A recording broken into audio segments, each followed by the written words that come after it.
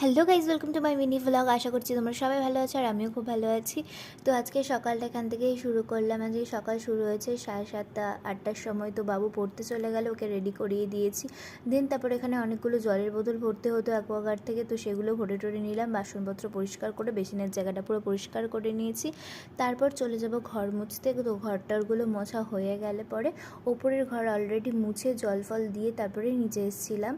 তো এবার তারপরে একটুখানি দুধ খেয়ে নিয়েছিলাম, আর বাবু তো দুধ বিস্কুট খেয়ে চলে গেছে।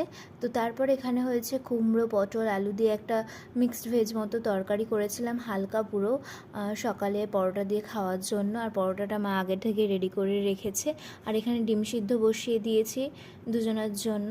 তো আর এখানে হচ্ছে চাল ধুয়ে রেখেছি, মটরটা ভিজিয়ে রেখেছি, বিকেলবেলা ঘুগনি করার প্ল্যান রয়েছে। তো তরকারিটা নামিয়ে আমি ভাতটা বসিয়ে দেবো। আর এখানে দেখো পরোটার তরকারি রেডি হয়ে গেছে। আর আজকে